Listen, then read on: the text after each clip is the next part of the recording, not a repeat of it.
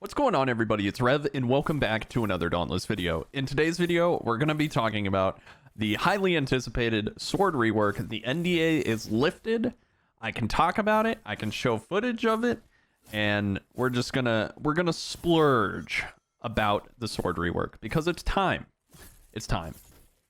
The sword rework is fast and it's big. Like it's a big change, but it's a big change in a good way, in that the sword really keeps the same play style, like that balanced play style, like really well rounded offense and defense, and really like heavy dodges, but also rewards aggression and well calculated combos very, very well. And so I want to just kind of let footage just play of all the different combos. You'll notice that we have another resource, and that so there's two bars underneath the overdrive bar called Valor, and you have combos that are only usable when you have 3 Valor points. And so you'll notice that I lay down like pools or dash really far distances. If you just watch the bars, and when I'm using combos, you can see that I'm gaining Valor for finishing combos and spending it by using special attacks. So not only do we have overdrive now, not only are we parrying and dashing around, we can expend and gain Valor for using our just playing well. Basically, we can get more resources and more combos out, more damage, just for playing well. And I can't stress this enough, the sword rework rewards skillful play like a lot more than just mashing out on repeating elements. And that's one thing that I really, really love about this rework. On top of that, the gameplay it feels almost overwhelming. Like, you're so much faster. The gameplay is so much faster, and you're fighting the same speed behemoths that you're used to fighting, and you're not mashing out. Like, it's not button mashing anymore. It's, I need to think, and I need to think quick. And I love that, but it's also overwhelming in that it's a lot of information. And this is something that doesn't really go hand in hand with the rework, but it's something that I'd hope for in the future. If every single weapon rework is going to be like this, we're going to need like customizable UIs. And having like so we have 2 lanterns. The lanterns timers come up really, really quick, so we have to monitor those. We have an overdrive meter. Something that's worth noting, this actually just reminded me, is you'll notice when I have Avenging Overdrive up, that when I finish a combo or use my Valor, that it refreshes a little bit of the overdrive time. And so that's something that you're going to need to be monitoring. You have to manage Valor now. There are mods that allow you to gain Valor over time, and also when you're in like Overdrive or Valiant, I believe it's just Valiant Overdrive that has this property. You just gain Valor over time. So you have potion timers, you have lantern timers, you have overdrive timers that fluctuate based on how well you're playing, or how often you're getting knocked down.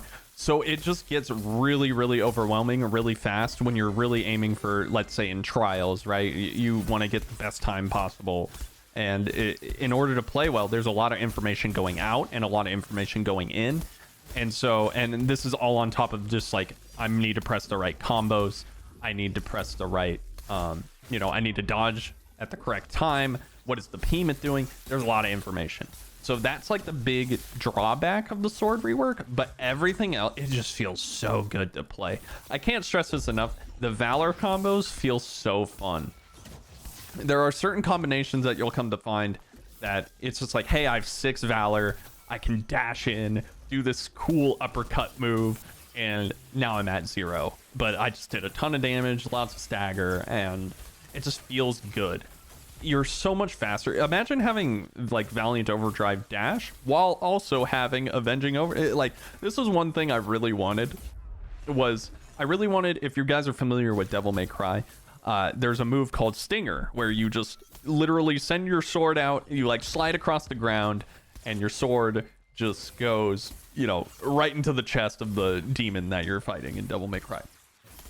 Now we kind of have like a Stinger-esque move on a Valor cooldown, and you get to use it quite a bit. And so in these like dual behemoth hunts, you'll see like I'll just kind of like ping pong between the two behemoths because I have so much overdrive and valor that it's just so fun. I just can't. High octane sword gameplay. It's all I ever wanted, and I just wanted to like be able to clear far distances. And one thing, on top of like gap closers, the movement hasn't changed. We have omnidirectional rolls. That concept, I guess, where the rolling left click, you could move anywhere. You can still do that with the new attacks. Granted, they feel a little bit different, but the omnidirectional usage of the sword is still there. It's intact. And that's one thing I want to how different does it feel? It doesn't feel too different. I've been playing the sword for a really long time, but the sword rework feels very samey, but there's a lot of tricks that you can pull out of your sleeves now.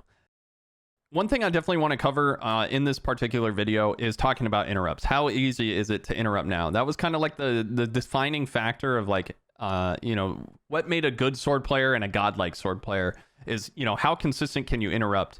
How can you get that rolling left click? Those jumping left clicks, a lot of that stuff. It's while the moves have changed, like I don't want it to, you guys can see on the screen that the combos are different and that the hitboxes are obviously different, and they even have like different trajectory in terms of like where we're moving.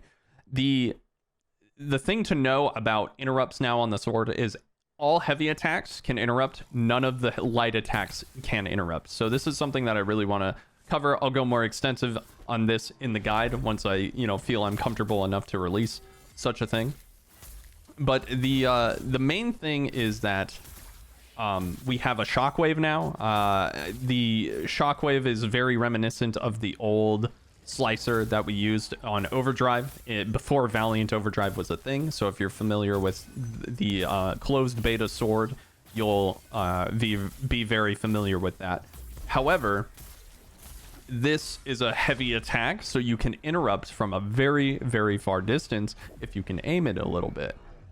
So if behemoths aren't going for you, we have a tool to actually interrupt now, which is really, really, really nice quality of life. That was honestly like my biggest thing about playing in a group is like, man, if I get Embermane, I hope it goes for me, because I'll be able to get the interrupt, but any other time I won't be able to. And now we have a tool. It's like, if I have the Valor, I can spend 3 and try and snipe the interrupt. And that's cool. That's like a really cool moment that players will have. And it's also going to be like a defining moment for, hey, I'm getting pretty good at this weapon. On top of that, we still have other gimmicks like jumping right click or jumping heavy attack will be a very primary way to interrupt things like Koshai Pounce. And then we also have the rolling right click, which is kind of like an uppercut swing. It's kind of hard to time. It's not as easy as the rolling left. So a little bit of finesse and you might be able to interrupt like a Shrike or a Shroud if you can time it properly and position your character properly. It's going to take some getting used to. I haven't fully mastered it yet, but I will show it off once I can. But the main way that you're going to be interrupting is definitely with the shockwave, which is hold right click or hold heavy attack. So there's holds now.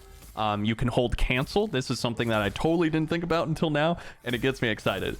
So you can cancel a majority of your attacks into a left click hold, which is like it's called Blade Rush, I think, or Blade Surge.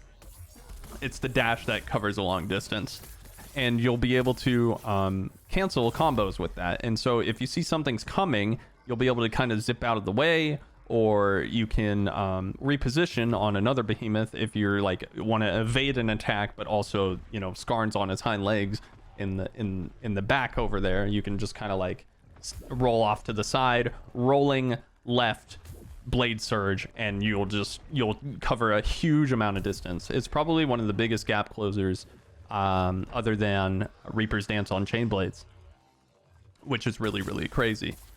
On top of that, we have in Valiant Overdrive, you'll be able to mash Q. Like you can dash as many times as you want on cooldown so long as you have Valor. which is really cool. As a quick note, Valiant Overdrive is much more competitive with certain mods in other aspects. Like the amount gain, the deficit between Valiant Overdrive and Avenging Overdrive is much less than what it used to be, and the reason for that is just because of a couple of the mods that allow, after you use a Valor combo, you'll be able to use your next Valor combo is going to have 30% increased damage, and in Valiant Overdrive you're actually gaining Valor every time you just like activate it. It's just like passive over time, whereas Avenging Overdrive you have to parry. So whenever you parry, you'll gain a point of Valor, and don't get me wrong, that's really good. But the main thing is, if you're fighting a stagger locked behemoth, you're not getting a lot of parries. And so the early game where you're learning and there's a lot to learn, and you're still learning the weapon, you're still learning the behemoths, you're getting knocked down a lot, you're not parry, you don't even have access to Avenging Overdrive on top of this. But even then, if you have both and you like Valiant Overdrive, you're at less of a deficit. I'll take a moment now to show off the mods on screen so you guys can take a peek at what they do. A lot of good stuff for beginners and a lot of good stuff for the top end players as well. Unfortunately, I really think that one of these is going to be the definite winner. I'll let you guys guess which one it is, but I think that one of the trials mods is definitely going to be the surefire winner almost 100% of the time once you get it. However, one of the early game ones is an actual damage increase, which is a big change for the sword. Sword just got a really nice power spike just in the early game because of having this mod, and that's the 30% damage on Valor combo that I was kind of talking about earlier. Just to kind of summarize everything here, the sword change, honestly, when I first played it, it blew my mind to an overwhelming degree. I love the mobility. I love that the staple of the sword, that balanced gameplay stayed intact, and I hope that you all have a blast playing it when you get your hands on it. I'm not sure if that date is still under NDA, so I'm not gonna share when that is. I'll let Phoenix Labs be the kind of the determining factor on that, so I apologize. I know that's kind of a letdown, but hopefully all this information on the rework got you fired up for the rework. It's a lot of fun. At least try it. Trust me, it's a lot of good fun. Even if you're not a sword main like myself, you'll definitely still have a good time. And I'm excited for the weapon reworks in the future. But that's going to do it for this video, guys. Hopefully you enjoyed it. Let me know what you're thinking. If you have any questions, I'll do my best to answer in the comments of this video. Make sure you leave a like. It helps the video out immensely. Subscribe if you want to see more Dauntless content like this. And if you want to further support, make sure you hit that join button next to the subscribe button. Thank you guys so very much for watching, and I will see you on the Shattered Isles.